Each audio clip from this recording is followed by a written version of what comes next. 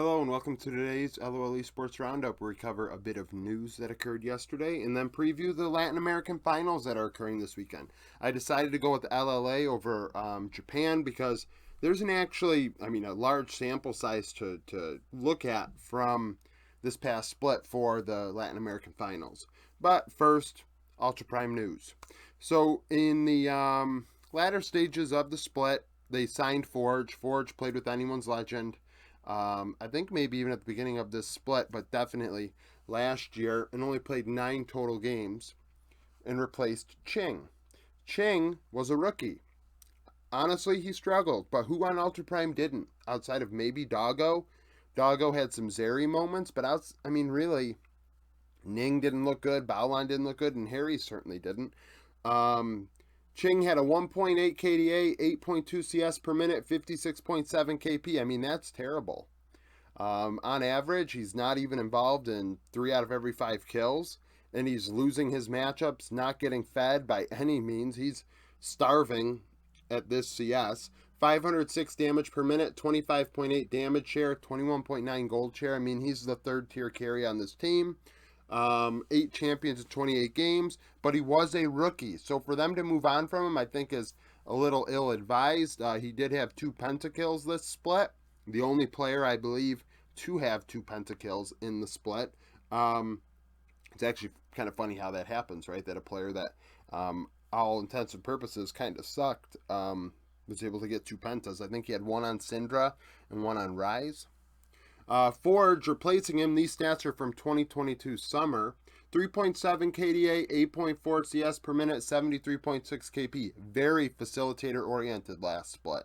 On Swain, if I recall correctly, I would say, anyone's legend would be in the top 25 because they had a great. If you think of IG this split, anyone's legend was that in summer 2022. They were very good early on. Maybe even like 8-4 at one point, and then lost out the rest of the way.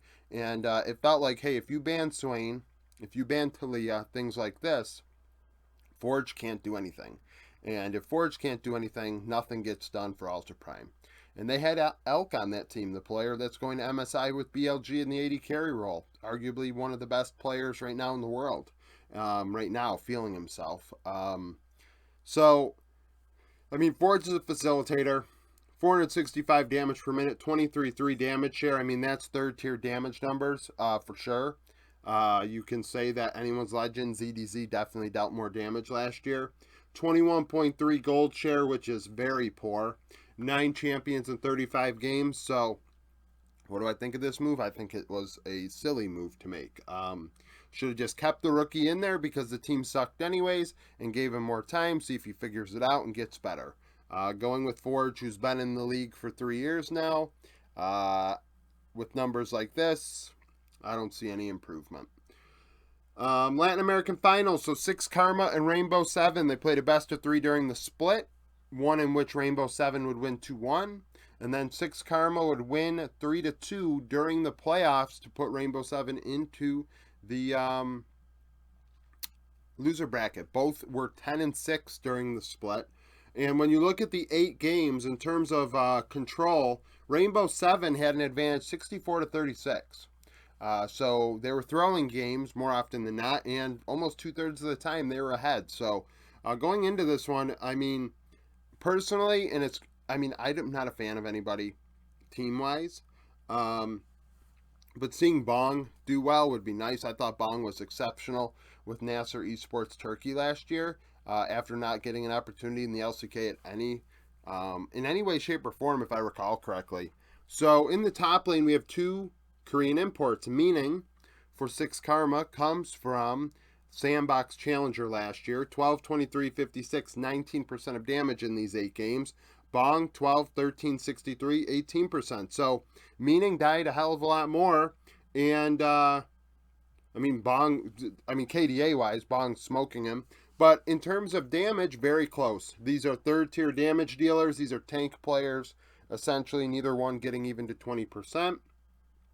In the jungle, we have Onfleek for 6 Karma. Onfleek, obviously, HLE last year and has kicked around a bit over his career. I think Sandbox before that. 13, 28, 74, 13% of damage. So facilitator for sure. And then you have Adi. Adi has been in the LLA scene for quite a while.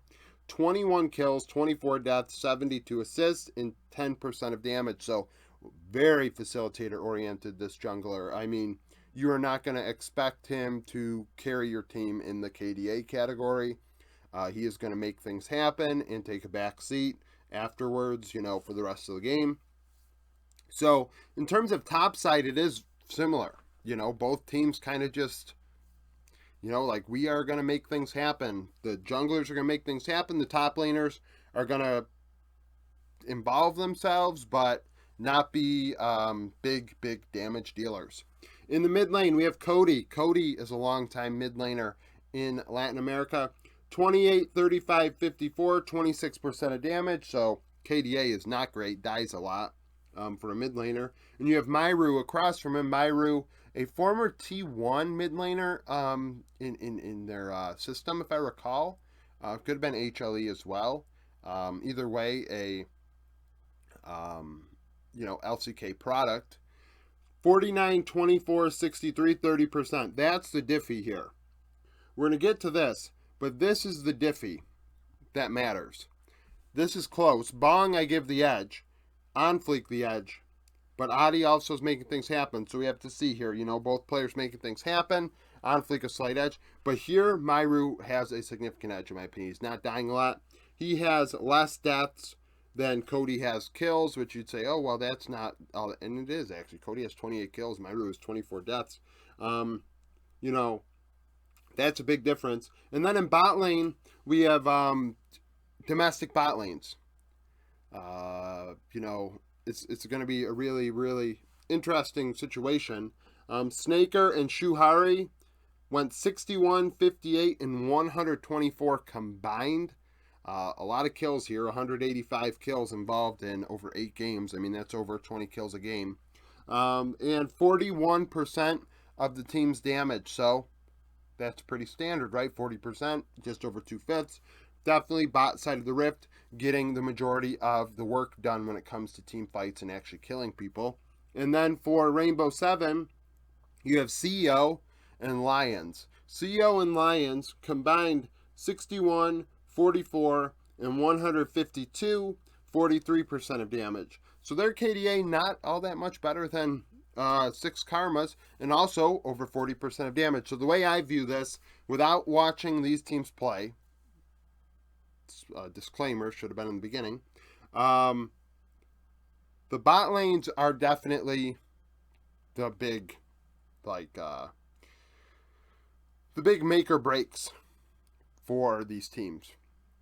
But the diffy ends up coming here. 13 and 10%, I don't think it's going to make much of a difference. But 30 and 26, Myru doesn't die a lot. Probably going to win this matchup. In my opinion, that's where the diffy comes. And also, I think Bong is pretty damn good. I have never seen Meaning play, or Bong for that matter, but Bong, the way he just dominated last year, I'd like to think that he has the ability to 1v9 if necessary, where I haven't seen that in the stats when it comes to Meaning. So that's an X factor. But in my opinion, it's going to be tight. I mean, stat-wise, algorithm-wise, Rainbow 7 has a slight lead, and that's in part because you even have a 64-36 split here. Rainbow 7 throws some games, and they usually dominate otherwise. So pretty standard stuff here. I think this playoff series, I'm not even going to say I don't know what day it is this weekend.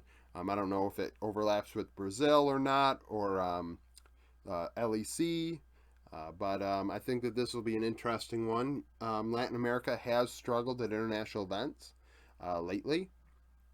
And without Astral going, I have to say that I don't expect a very big improvement. I don't think On Fleek is that X factor for 6 Karma that can get them over the edge. And Myru probably isn't for Rainbow 7. Bong, on the other hand, I really think Bong can win against any other minor region top. I'd like to think he can compete. So, I mean, that's going for them. But 6 karma wise, I don't see it. But if you like this video, like it. Later today, I'm going to have my next MSI 2023 preview video go up. I'm debating on who it's going to be yet, but there will be another video. So subscribe to the channel, like the video, join the Discord, follow me on Twitter, become a YouTube supporter, and thank you for watching.